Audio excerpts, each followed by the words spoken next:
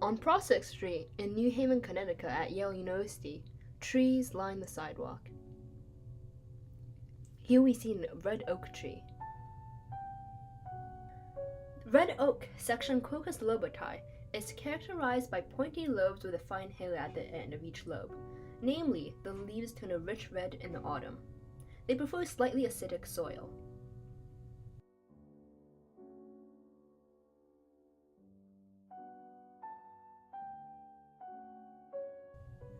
Oaks in the red group are often planted as street trees for ornamentation.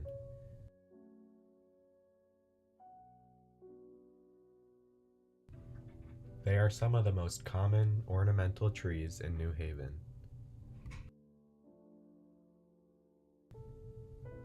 In the Pauli Murray Residential College courtyard, the ornamental trees and shrubs that are planted are often hardy in order to withstand human disturbance, the temperate climate and cold winters of Connecticut, and plucking from humans like me. Here in the courtyard stands a young white oak tree, Quercus alba, in the group Quercus quercus. The white oak is characterized by leaves with rounded lobes and sinuses. The acorns are oblong and tomentose on the outside. They prefer mesic soils. Next to Murray College is Scantlebury Park, named after New Haven's first African-American woman for the city treasurer. A road used to run through the park, which is why there is an oddly neat row of oak and honey locust trees in the middle of the park. The willow oak doesn't look like your typical oak tree. Instead of lobed leaves, the leaves are entire, thin, and oblong, and are shaped like a willow's leaves. It's a popular ornamental tree due to its hardiness, rapid growth, and other factors. The English ivy, Hedera helix, is a hardy evergreen vine in the family Araliaceae, the same family as the devil's walking stick. English ivy is native in Europe, but has naturalized to many parts of the eastern US. It has shiny, palmate leaves with 5 lobes, arranged alternately up the vine. It climbs high surfaces through their aerial rootlets, but can be used as a profuse ground cover. It prefers rough and darker surfaces with a neutral pH, allowing it to survive in urban areas. As an ornamental plant, English ivy can provide greenery to unsightly surfaces.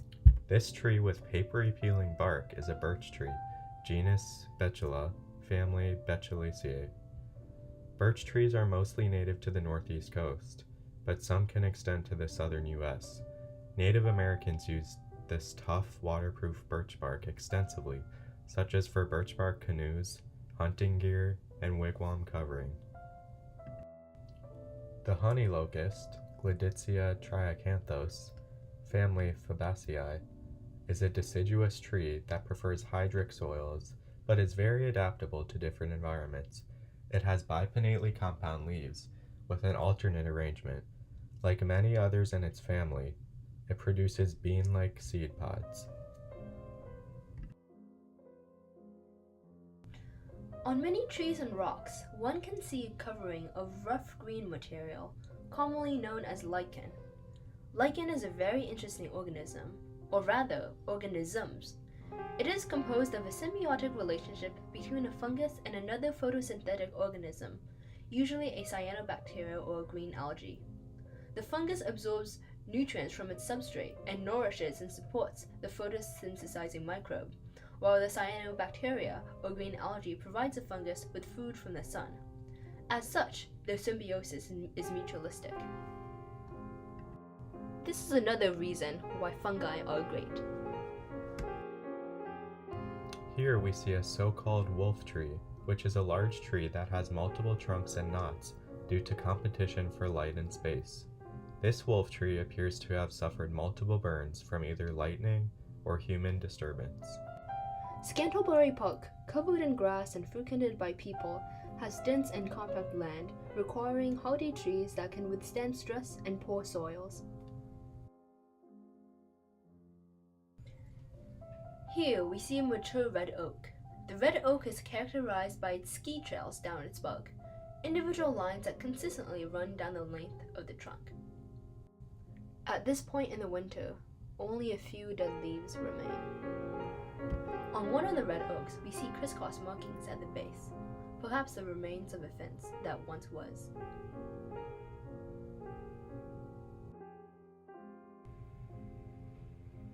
The plantain, genus Plantago, is a small, inconspicuous, and hardy plant. Its leaves are sessile, meaning it has no prominent stalk, and they are arranged in a basal rosette similar to that of a dandelion. Although mostly considered as a weed, they are edible and contain vitamin C and A.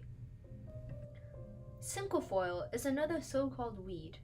They are related by family and similar looking to the wild strawberry, except cinquefoil have leaves with 5 prominent leaflets, not 3. They are in one of the largest plant families, Rosaceae. More signs of human and animal disturbance, such as this gaping bark scar, this holy cherry tree, which is flaunting a freshly grown trunk, and these 2 fused trees are widely prevalent throughout Scantlebury Park.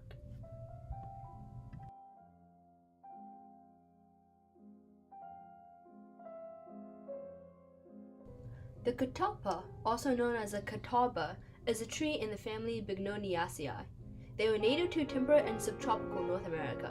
They tolerate a range of soils from acidic to alkaline, from sandy and loamy to clay. In the summer, they are characterized by its large heart-shaped leaves. In the autumn, the catalpa bears long, bean-like seed pods. Here we see a sugar maple tree. Sugar maples are found in mesic soil. Young ones like these have smooth gray bark, but as they age, their bark becomes shaggy and rough, with long bark shards stretching down the length of the tree. Sugar maples can live for 300 or 400 years and thus often become wolf trees. They can be identified by their sharp, hard, pointy brown buds and characteristic maple leaves. This sugar maple was probably planted. This beauty could be a London plane tree or its look-alike, the sycamore tree, but it appears to be a sycamore because its seed balls are hanging individually, whereas they would hang in pairs on a London plane. This tree loves both really wet and really dry conditions. Here it's found on a dry street curb, but it could just as easily be found next to a river. This young cherry tree can be identified by the raised orange ridges on its reddish-gray bark, and by its distinctly wide-reaching profile. Look! An eastern gray squirrel!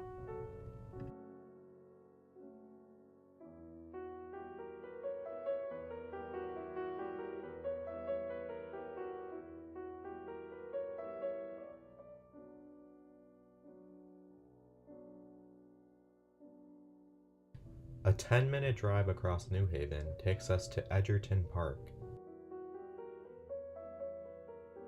Originally owned by Eli Whitney, the park's 25 acres were given to the city of New Haven in 1965 by Frederick Brewster, an industrialist who had torn down the estate's original Grand Victorian house and replaced it with a Tudor mansion.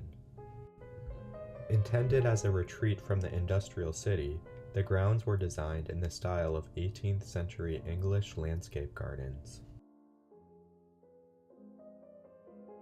Here we see a towering Norway spruce. Here we see an Atlantic white cedar, Chamaecyparis thyoides. Native to the Atlantic coast of North America, it can be identified by its flat, scaly needles and by its cones that look like little brown soccer balls. Other distinct identifying features of Chamaecyparis thyoides include its brightly colored tips, as well as the little white X's on the undersides of its needles. This is a pine tree. On the bark is an interesting phenomenon, neat lines of holes around the trunk. These are caused by sapsuckers, a type of woodpecker that drill uniform 1/4 inch holes in distinct rows on the trunk. The sapsuckers then eat the sap that flows from these holes.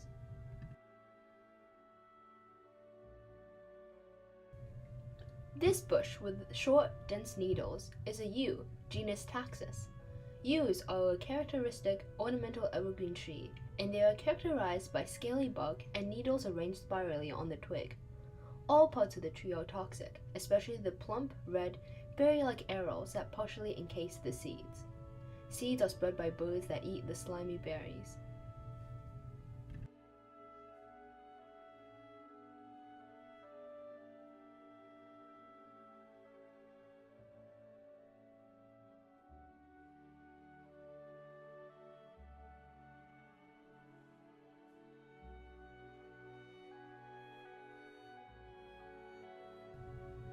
Rhododendron, with the same genus, is an evergreen ornamental tree known for its showy bright flowers in the spring.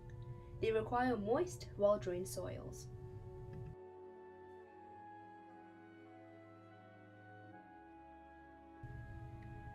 Big trees like these provide refreshing shade during the summer.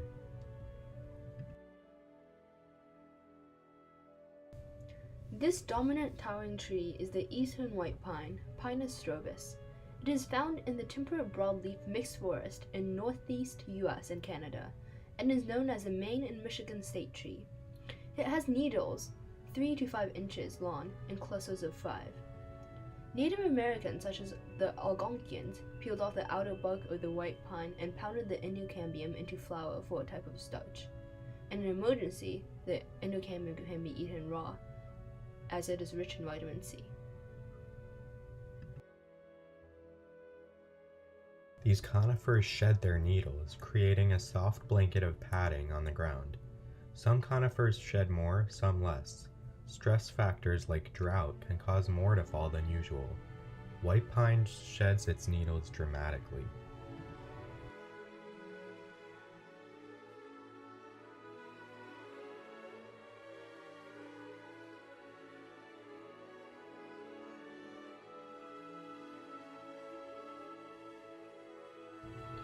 Tsuga, commonly known as the hemlock, is a type of coniferous tree. Unfortunately, some species of North American hemlock are affected by the hemlock woolly adelgid, a non-native pest that sucks on the sap, essentially disrupting the flow of nutrients to the leaves and twigs.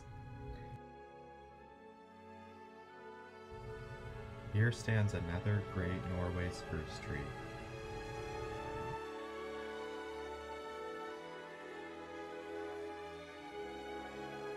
This is a flowering dogwood tree, Cornus florida.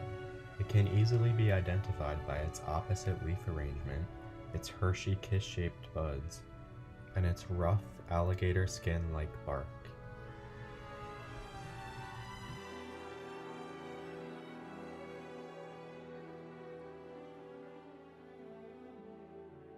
Here's another white pine tree.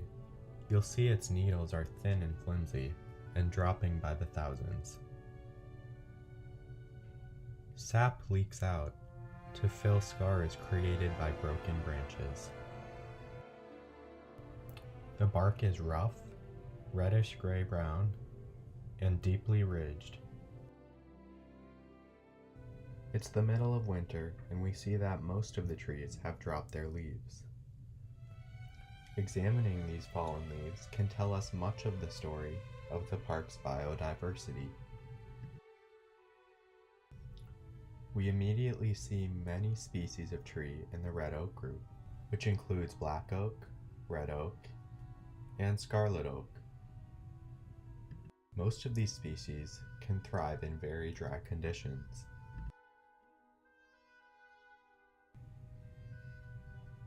Here's a white oak leaf and a beech leaf.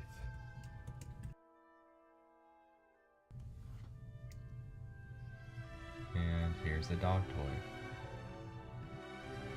Here still stands the original bridge that was present during Brewster's time.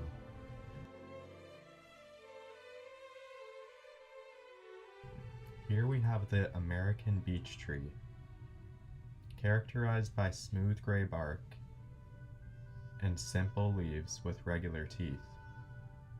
This tree is often used for graffiti. Beech leaves are thin and papery and have straight veins that stretch all the way to the leaf edges. They usually have at least 12 vein pairs. The leaves have regularly spaced triangular teeth. The buds are pointy and brownish yellow. Each nuts are covered in spiky husks and hold small hard seeds.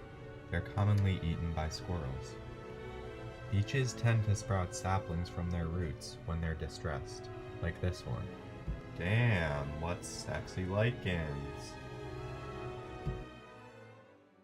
This year is a mast year, which means that oaks produce even more acorns than usual.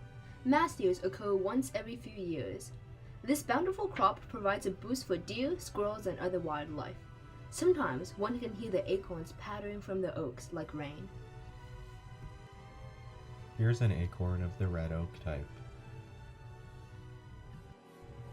The ring at the bottom tip of this acorn, the little cap courage, and the beret-like cap with tight scales indicates this comes from the red oak, Crocus rubra.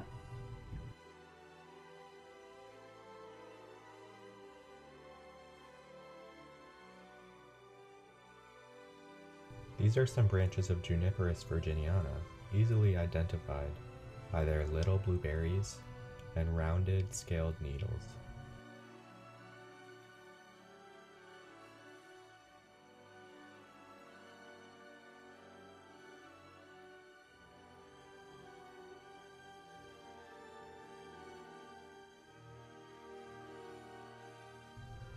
As the sun sets on New Haven, the trees grow quiet and the park empties. West Rock Ridge State Park is a public recreational park intersecting the towns of New Haven, Hamden, and Woodbridge, Connecticut. West Rock Ridge and its sister East Rock was formed 200 million years ago when the plate separation occurred and molten rock seeped into the seams. During the last ice age, 10,000 years ago, glaciers scraped through New Haven, carving out the softer sandstone and leaving the harder igneous trap rock as the cliffs we see today. The park was created when Eliza Thompson donated 50 acres in 1826 to form a New Haven park. Most of the soil here is composed of glacial till, which contains large pieces of rock and sediment that was deposited by moving and melting glaciers. West Rock Park encompasses Lake Wintergreen. The surface has frozen over. Is it thick enough? As the human walks across the thin ice, the fissuring of the ice under his weight makes loud, gunshot-like cracks across the lake.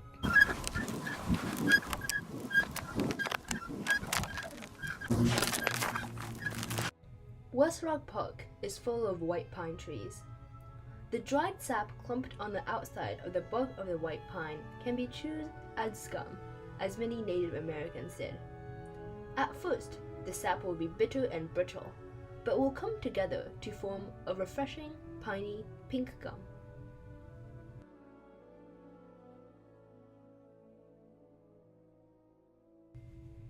Here's a young, flowering dogwood tree. It can be identified by its opposite branching and by its alligator skin-like bark.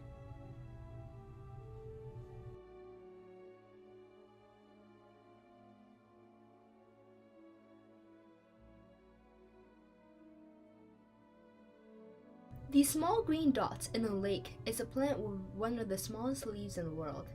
It's a type of duckweed, Wolfia globosa, and can be less than 2 millimeters in length.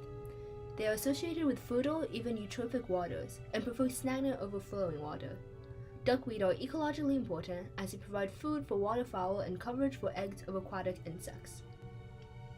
This is a mature black cherry tree, identifiable because of its dark bark that looks like burnt potato chips. This large fallen tree is evidence of disturbance due to disease or weather. This spiky plant is known as the devil's walking stick, Aurelia spinosa. The entire plant, including its petioles, are covered with sharp spines. It's in the same family as English ivy, Aureliaceae. Here we see a chestnut oak leaf, characterized by wavy leaf margins. This is a giant old wolf tree. It looks to be a tree in the red oak group. Notice how the ski trails on the bark can be followed all the way up the tree. The tree branches into many different trunks and has a wide spreading crown. This tree would inhibit the growth of smaller trees around it because it would outcompete those trees for light and space.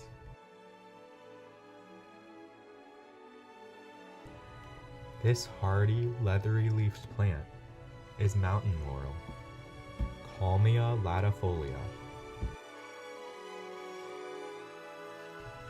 Its waxy leaves stay attached throughout the winter. Its only concession is a few dark red spots. These spots are probably caused by a fungal leaf spot disease. Mountain laurel is a common acidic site indicator, and it's extremely prolific throughout West Rock Park.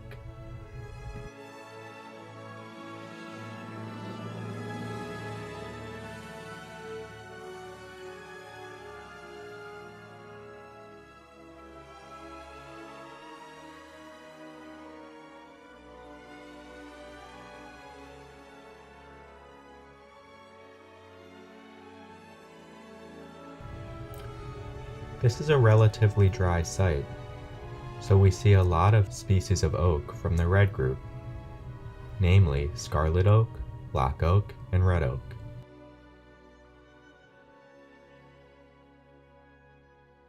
Fallen leaves provide the evidence, and so can bark. However, some white oaks can thrive in these dry conditions too. The soil's slight reddish tinge indicates the presence of iron and other minerals. This soil is a conglomerate of many different kinds of rock, as is most glacial till. Ahead of us is a moraine, a hill of sediment deposited by glaciers. Trees have grown over. Let's take a look. The moraine is covered in large chunks of trap rock, formed by the cooling of magma. It typically has angular edges and flat faces. Most of the time, trap rock is gray, but can have a red hue due to the oxidation of iron.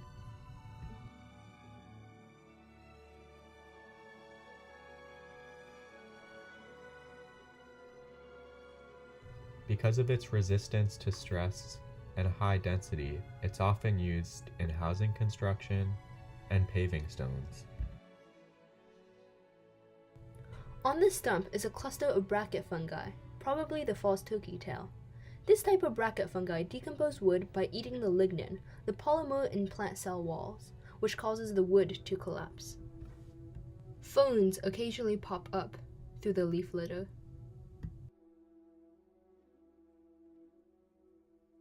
As one goes up the hill, the soil deviates from mesic as the species change from oaks to eastern red cedars. This can be explained by the fact that nutrients run down the hill and collect in the toe slopes. The shagbark hickory, Carya ovata, can be quickly identified by its shaggy bark. Like the American beech, it's a mesic indicator species, which makes sense because it is found in the middle of the hill.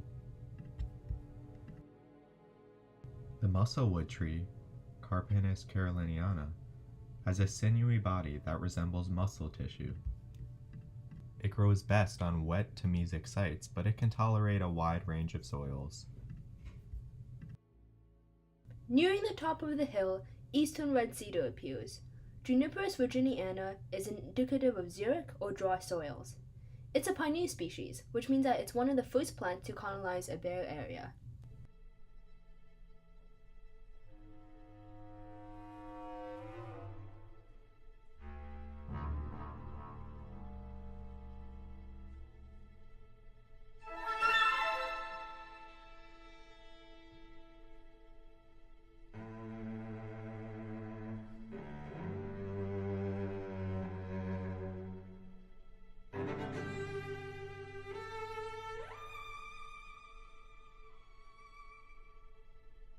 On this tree is a bracket fungus. It is toothed.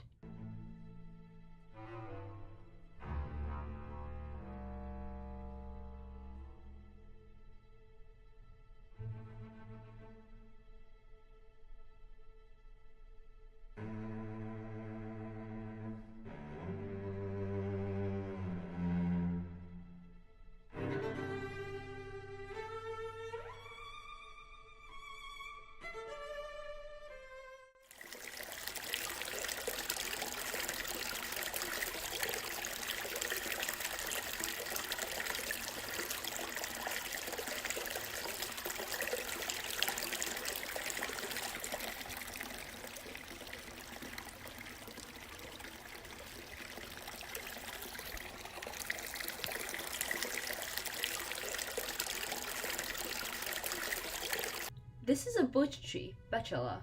Along the trunk are characteristic lenticels, or horizontal raised pores that allow exchange of gases between the air and internal tissues.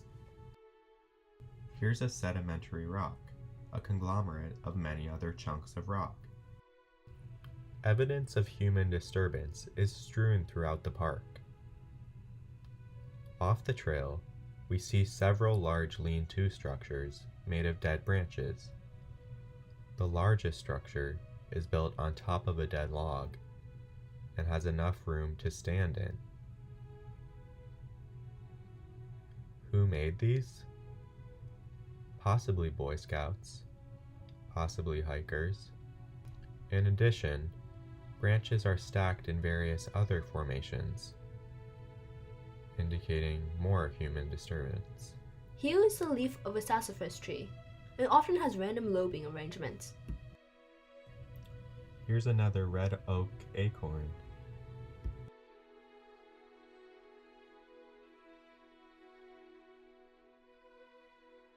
The bubbles of water moving under the ice look like liquid timers.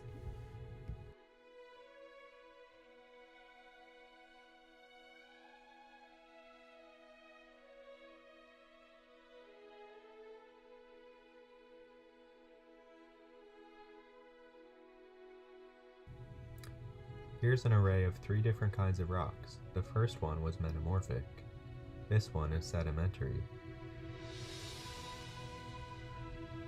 And the third one is igneous trap rock.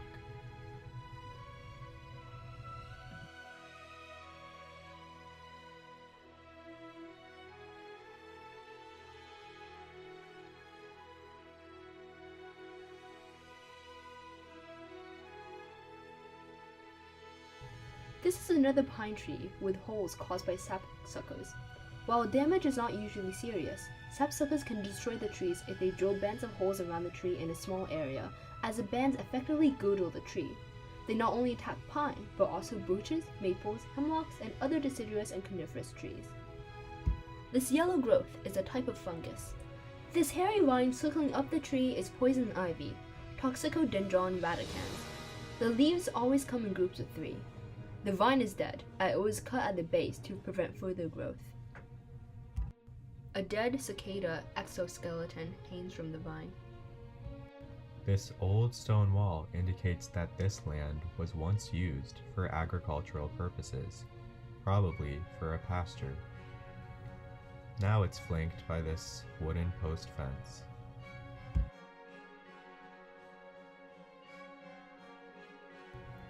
Let's exit West Rock Park and journey to the other side of town, to East Rock Park, another trap rock ridge.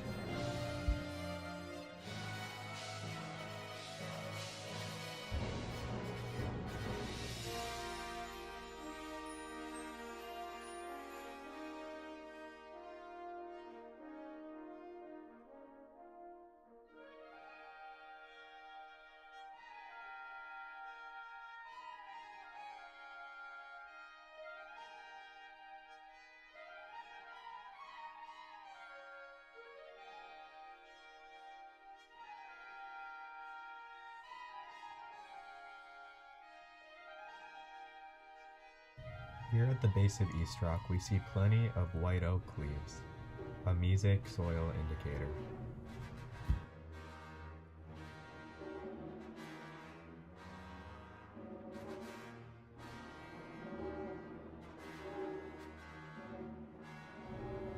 Here we have a hophorn beam tree, Ostrea virginiana. It's characterized by shaggy bark and ovular pubescent leaves with doubly serrate edges. Here are some dead maple leaves. One is infected with a leaf spot disease.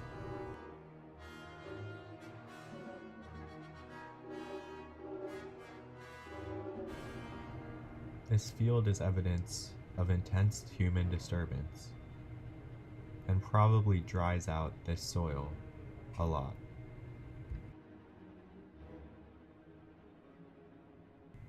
Here at the base of East Rock, we see a lot of sedimentary rock.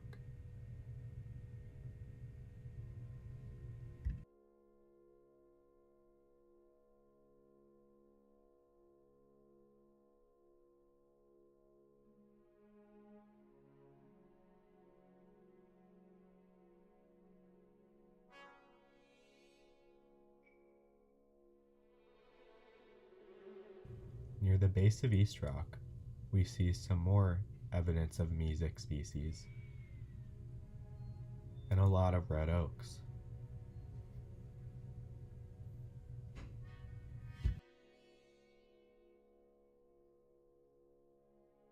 A small wild rose shows itself above the leaf litter. Many angular trap rocks line the trail.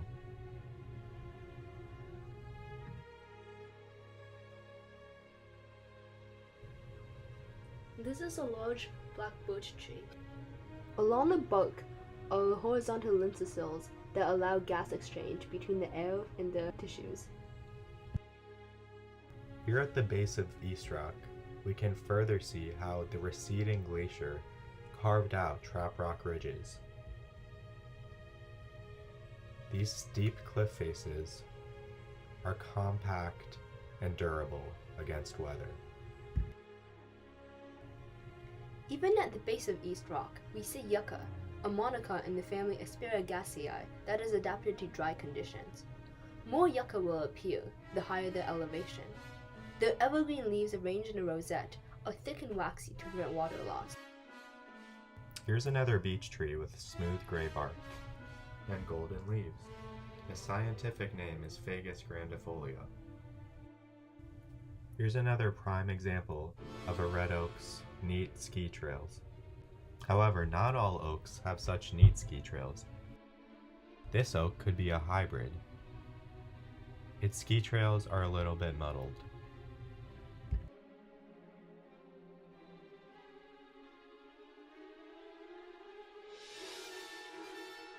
Time to begin the final ascent to the summit of East Rock.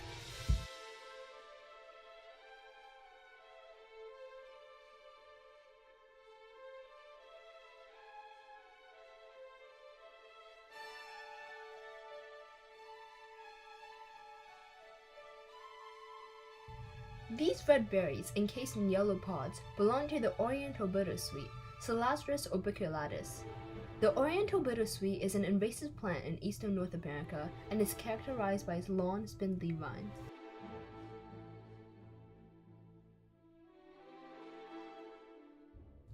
As elevation becomes high and conditions become dry, we see a lot of Juniperus virginiana trees. They thrive on trap rock ridges like these. Their blue berries are notable.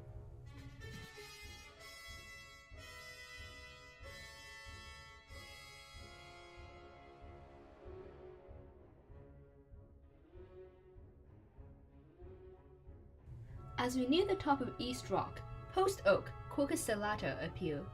In the white oak group, it is slow growing and thrives in poor, dry soils.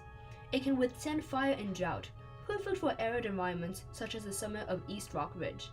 To survive such tough conditions, post oak has adapted to have thick, waxy leaves. The name stellata refers to the small, star-shaped hairs on the back of each leaf. Its attractive crown and toughness allow it to be used in open forestry in other parts of the country. Its rot-resistant wood makes it ideal for carpentry. Chestnut oak, Quercus montana, is in the white oak group. It thrives in xeric conditions like on ridges. Its leaves have wavy margins. Its acorn caps are thin, warty, and shaped like a teacup.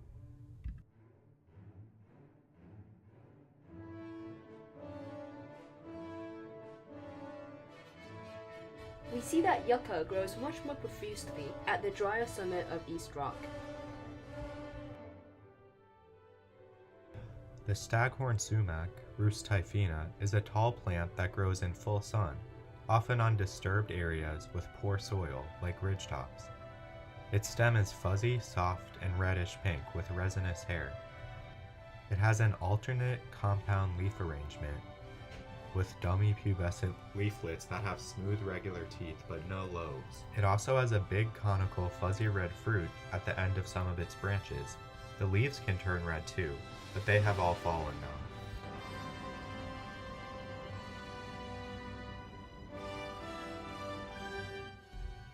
Many examples of trap rock have been cut and placed on the top of East Rock for show.